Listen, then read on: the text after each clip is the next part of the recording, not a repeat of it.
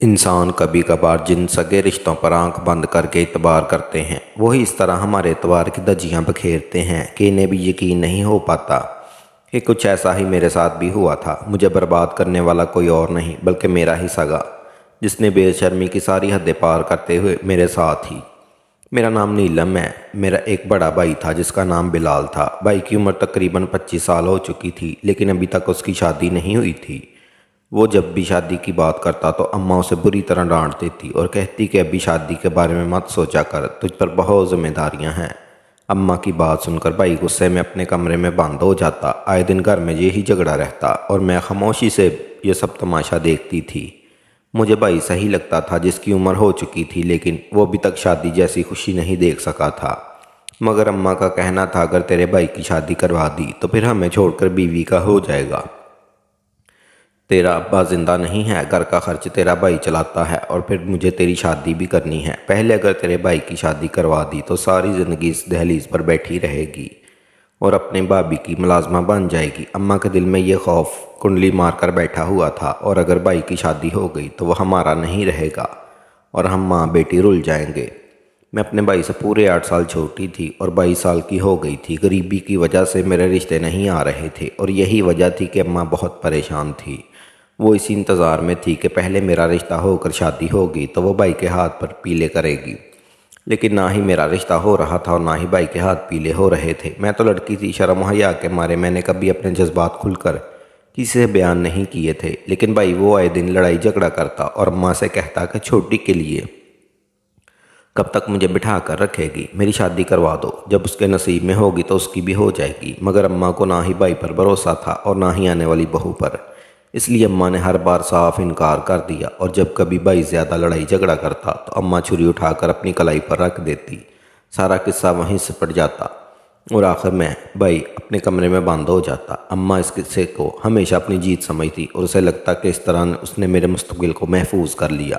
اماں بہت ہی معصوم تھی، وہ سمجھ نہیں سکی کہ یہ سب کر کے اس نے مجھے کتنی بڑی مشکل میں ڈال دیا۔ بھائی کے اندر جذبات لاڈ کی صورت میں اختیار کر چکے تھے جنہیں ایک نہ ایک دن آتش فشاں بن کر پھٹنا ہی تھا۔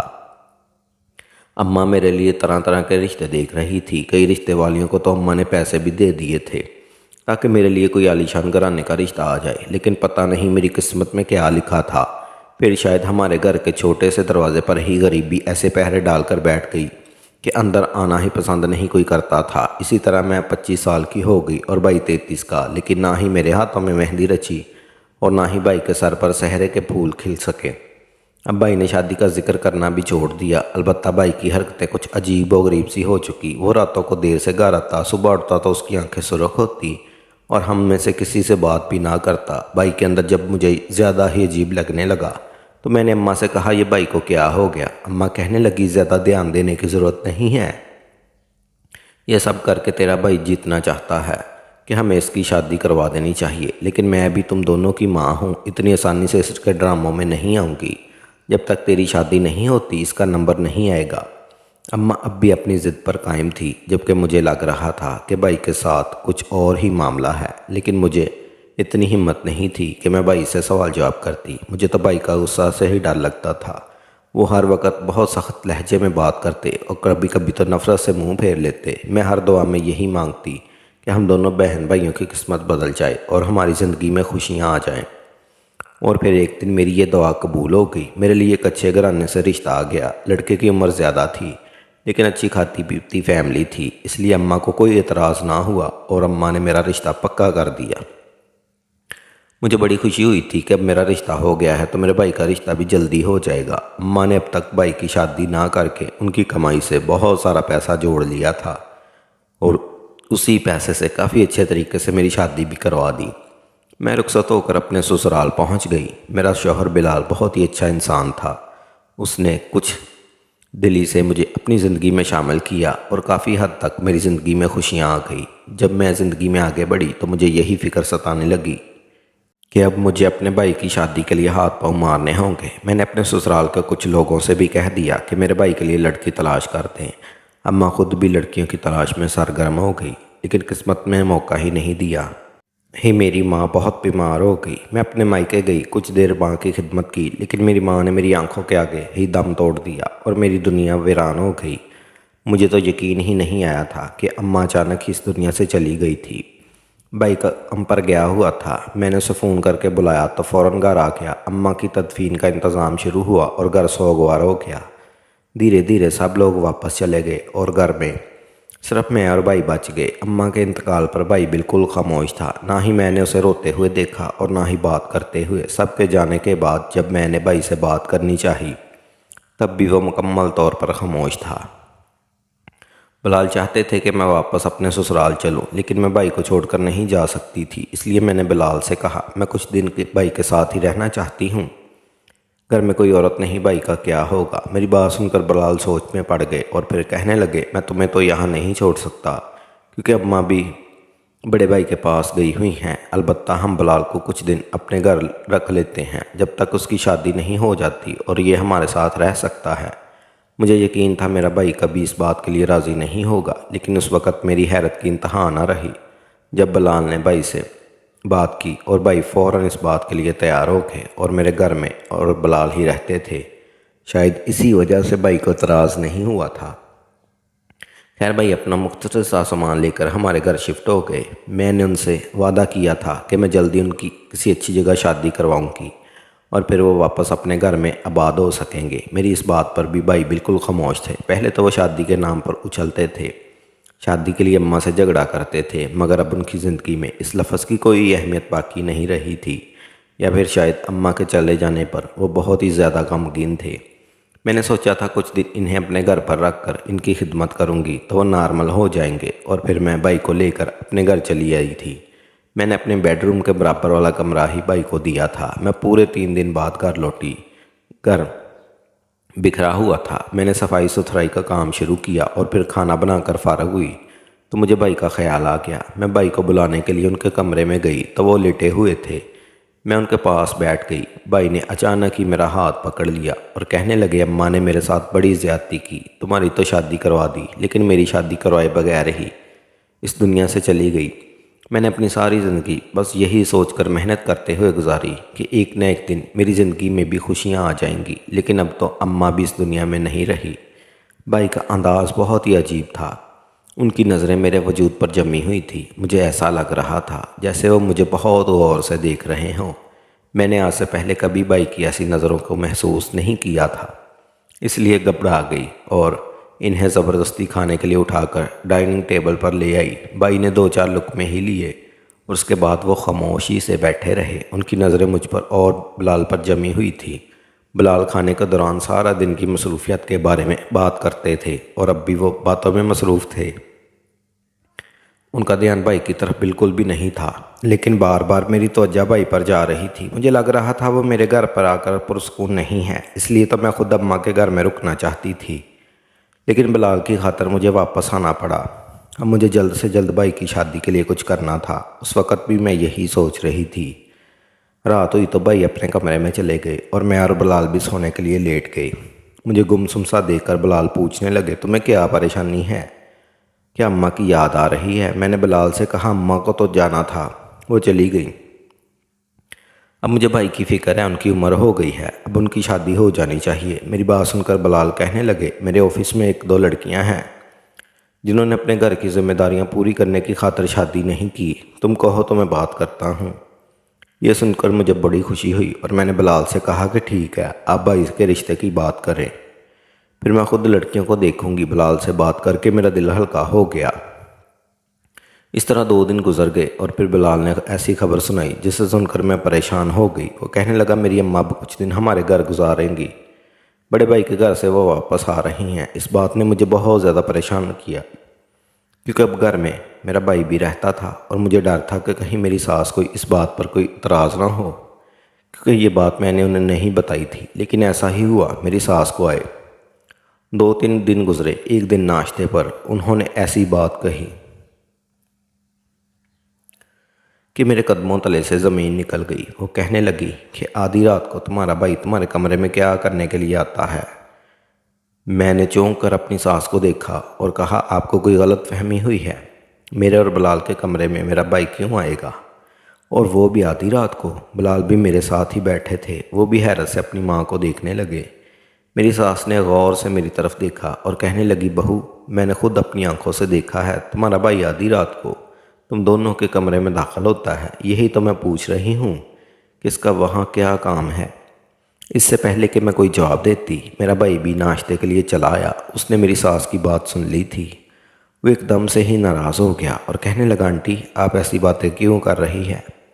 میرا بھلا ان دونوں کے کمرے میں کیا کام؟ میں تو سارا دن نوکری کرتا ہوں اور شام کو تھکا ہار کر آ کر سو جاتا ہوں، لیکن اگر آپ کو میری وجہ سے تکلیف ہو رہی ہے تو میں واپس چلا جاتا ہوں۔ بھائی بنا ناشتہ کیے ہی پلٹنے لگا تو میں نے فوراً روک لیا اور اسے معذرت کرتے ہوئے کہا، اماں کو کوئی غلط فہمی ہوگی، آپ بیٹھ کر ناشتہ کریں، ایسی کوئی بات نہیں۔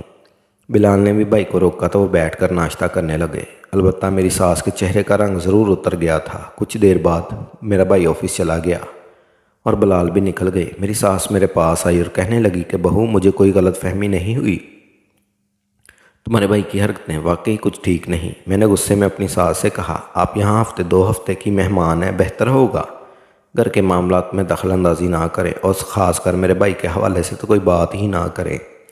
میری بات سن کر ساس کو غصہ آ گیا۔ وہ کہنے لگی، ایک نہ ایک دن تمہیں اپنے اس رویے پر پچھتانا پڑے گا۔ وہ اپنے کمرے میں واپس چلی گئی اور میں ان کی بات پر ہکا بکا رہ گئی تھی۔ نہ جانے وہ کیا کہہ رہی تھی اور کیا جتانا چاہتی تھی۔ فی الحال تو مجھے ایسا ہی لگا کہ وہ مجھے دھمکی دے کر گئی۔ شام کو جب میں نے بلال کو یہ بات بتائی تو وہ کہنے لگے، تم پریشان نہ ہو، گرمی کی وجہ سے میں اکثر کمرہ کھلا چھوڑ دیتا ہوں، اب ہم کمرہ لا کر کے سویا کریں گے۔ بلال کی اس بات نے میرا دل بہت دکھایا۔ میں نے بلال سے کہا، اگر آپ کو بھی میرے بھائی پر شک ہے جو کمرہ لا کرنے کی بات کر رہے ہیں۔ وہ کہنے لگے، ایسی بات نہیں، بس جب تک اماں یہاں ہیں ہمیں خیال رکھنا چاہیے، میں نہیں چاہتا وہ یہاں سے خفا ہو کر جائیں۔ اور پھر بلال نے کمرہ لا کر کے سونا شروع کر دیا۔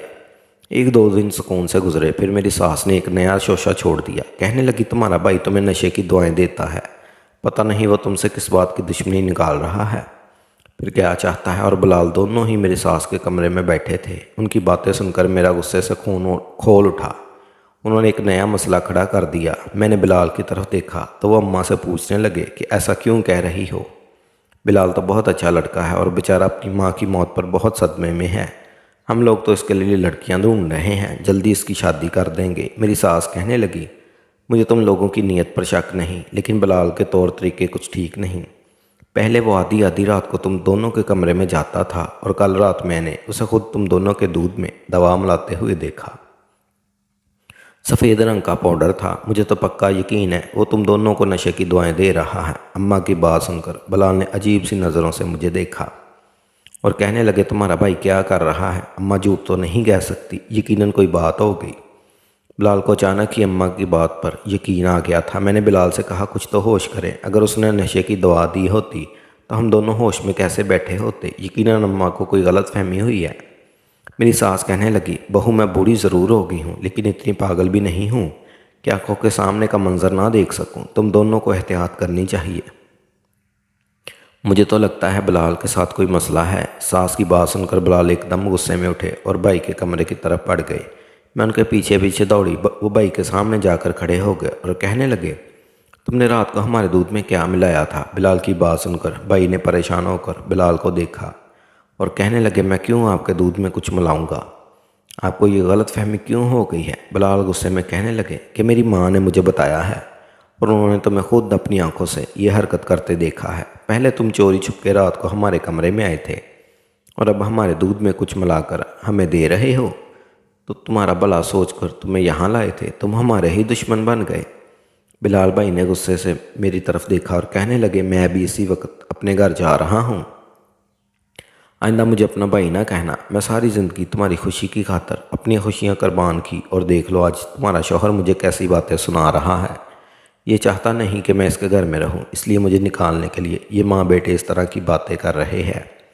بلال بھائی نے غصے میں سامان سمیٹا تو میں نے روکنے کی کوشش کی، مگر بلال کہنے لگے، اسے جانے دو، اب اس کا یہاں رہنا مناسب نہیں ہوگا۔ مجھے بلال سے اس رویے کی امید ہرگز بھی نہیں تھی، اس لیے میں نے غصے میں کہا، اگر میرا بھائی یہاں نہیں رہ سکتا تو میں بھی یہاں نہیں رہوں گی۔ اگر آپ میرے بھائی پر اعتبار نہیں کر سکتے तो मैं आप पर कैसे एतबार कर लूँ। बिलाल गुस्से में कहने लगा, ठीक है फिर तुम भी अपने भाई के साथ निकल जाओ।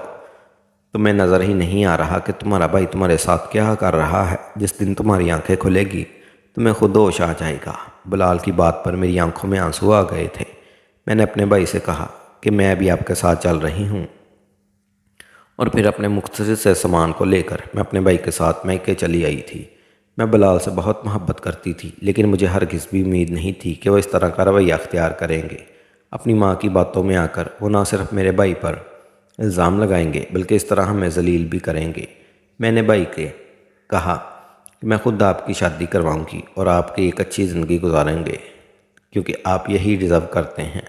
अपने दुख को भुलाकर मैंने भाई के लिए लड़कियां देखना शुरू कर दी। मैं सारा दिन घर के काम काज करती और शाम को लड़कियां देखने के लिए निकल जाती, और फिर काफ़ी दिनों बाद मुझे एक लड़की पसंद आ गई। वो बहुत ही अच्छी थी, थोड़ी उम्र वाली थी लेकिन खूबसूरत थी। जब मैंने भाई को उसके बारे में बताया तो भाई ने साफ इनकार कर दिया और ऐसी बात कही कि मैं हैरान रह गई। कहने लगे, अब शादी नहीं करना चाहता। मैंने गुस्से में भाई से कहा, मैं आपसे ऐसा क्यों कह रहे हैं। मैंने आपके लिए दिन रात करके एक लड़की तलाश की है और आपकी खातर मैंने अपना घर छोड़ दिया। आप शादी नहीं करेंगे तो सारी ज़िंदगी कैसे गुजारेंगे। भाई मुस्कुराकर कहने लगे, मैं अकेला तो नहीं हूँ, अब तुम भी इस घर में मेरे साथ हो। हम दोनों मिलकर सारी ज़िंदगी गुजार सकते हैं। भाई की बात मेरे सर पर से गुजर गई। मैंने कहा, आप हमेशा शादी के लिए शोर डालते थे, अब जब लड़की मिल रही है तो क्या परेशानी है। भाई कहने लगे, मैं जिस लड़की से मोहब्बत करता था उसकी शादी हो चुकी है। मैंने अम्मा से बहुत कहा था मेरा रिश्ता कर दें, लेकिन अम्मा ना मानी और उस लड़की के घर वालों ने उसकी कहीं और रिश्ता कर दिया। उस दिन के बाद मैंने कभी दोबारा शादी की बात नहीं की और ना ही तुमसे कहा मेरे लिए लड़की तलाश करो। तुम तो जो भी मेरी शादी के लिए लड़कियां ढूंढने में लगी हो, लेकिन मुझे तो शादी ही नहीं करनी। भाई की बात पर मैंने हैरत से पूछा कि फिर आपने ये बात मुझे पहले क्यों नहीं बताई। मुझे तो लगा था बस कुछ दिनों की बात है, इसलिए मैं आपके ससुराल ले गई। मेरी बात पर मेरे भाई ने ऐसी बात कही कि मेरे सर पर आसमान गिर पड़ा। कहने लगे कि मैं तुम्हारे घर इसलिए गया था ताकि तुम्हें बता सकूं कि जब मनपसंद चीज़ चुनी है तो क्या महसूस होता है, कैसी तकलीफ़ होती है। तुम्हारी खातर अम्मा ने मेरी शादी नहीं की, मुझसे मेरी मोहब्बत दूर कर दी और तुम्हें बिलाल के साथ रुखसत कर दिया। तुम दोनों ने एक अच्छी ज़िंदगी गुजारने लगे और मेरे जज्बात और एहसासात के बारे में किसी ने सोचा भी नहीं। अम्मा इस दुनिया से गई तो मैं बिल्कुल तन्हा रह गया। तुमने मेरी जिम्मेदारी सिर्फ इतने ही वक्त तक निभाने की बात की जब तक मैं शादी नहीं कर लेता। मेरी खातिर तुम सारी ज़िंदगी अपने आप को कुर्बान नहीं कर सकती थी, लेकिन तुम्हारी वजह से मैंने अपनी पूरी ज़िंदगी कुर्बान कर दी। बस इसीलिए मैंने सोच लिया कि मैं तुम्हें और बिलाल को एक साथ नहीं रहने दूंगा। तुम्हारी सास ने ठीक कहा था, मैं दूध में तुम दोनों को दवा मिला कर देता था, लेकिन वो दवा बेऔलाद की थी। मैं चाहता था तुम दोनों का भी औलाद की ना हो और तुम दोनों भी सारी ज़िंदगी खुशियों के लिए तरस जाओ, लेकिन तुम्हारी सास ने मुझे देख लिया और मेरा काम आसान हो गया। हमेशा के लिए उन्होंने तुम्हें अपने घर से निकाल दिया। अब तुम मेरे साथ तन्हाई की ज़िंदगी गुजारो ताकि तुम्हें भी एहसास हो कि मुझ पर कितना बड़ा जुल्म किया गया। भाई की बात सुनकर तो मुझे लगा था कि मेरे अंदर जान ही नहीं रही। वो मुझ पर इतना बड़ा जुल्म कैसे कर सकते थे जबकि मेरा तो कोई गुनाह भी नहीं था। मैं मानती थी कि अम्मा ने उनकी बहुत सी ख्वाहिशों को मेरे बेहतर मुस्तकबिल के लिए कुर्बान किया था, लेकिन ये अम्मा का फ़ैसला था, मेरा नहीं। मेरे भाई ने तो मुझे बेऔलादी के लिए ना जाने कैसी दुआएं खिला दी थी और ये सुनकर मुझे बहुत शर्म महसूस हुई कि वो रातों को मेरे कमरे में आकर हमें देखा करते थे। मैंने रोते हुए भाई से कहा कि एक भाई होकर आपने मेरे साथ ऐसा कैसे कर दिया। कहने लगे, मैं भी एक इंसान हूँ, जो मेरे साथ इतनी ज़्यादती हुई तो मैं कैसे किसी दूसरे को माफ़ कर सकता हूँ। मैंने अपना सामान उठाया और भाई को अलविदा कहकर वापस अपने ससुराल में आई। मुझे देखकर बिलाल बहुत खुश हुए और मोहब्बत का इजहार करने लगे। मैंने बिलाल को अपने भाई की सच्चाई नहीं बताई और ना ही ये बताया कि वो दूध में हमें क्या मिलाकर पिला रहे थे। मुझे अपने ससुराल में आए साल होने वाला है। मैंने दोबारा अपने भाई से कोई तल्लक नहीं रखा, लेकिन मुझे इससे भी बहुत ज़्यादा दुख इस बात का है कि अब तक मेरे घर औलाद नहीं हुई। मैंने और मेरे शौहर ने तरह तरह के इलाज भी करवा लिए हैं, लेकिन सभी ये कहते हैं कि मेरे पास अब बच्चा नहीं हो सकता। कभी कभी माजी में पलट कर देखती हूँ तो हैरान रह जाती हूँ कि मेरे भाई ने बेशर्मी की सारी हदें पार करते हुए अपने हाथों से मेरा घर उजाड़ दिया, मेरी खाली गोद कर दी, सिर्फ इसलिए कि उसे ज़िंदगी की सारी खुशियाँ नहीं मिल सकी। उसने मेरी खुशियों को आग लगा दी। क्या कोई भाई ऐसा भी कर सकता है? लेकिन कहीं ना कहीं इस गलती में मेरी माँ भी मौजूद है जिसने बेटी का मुस्तकबिल महफूज करने की खातिर बेटे की खुशियों पर ख्याल नहीं किया।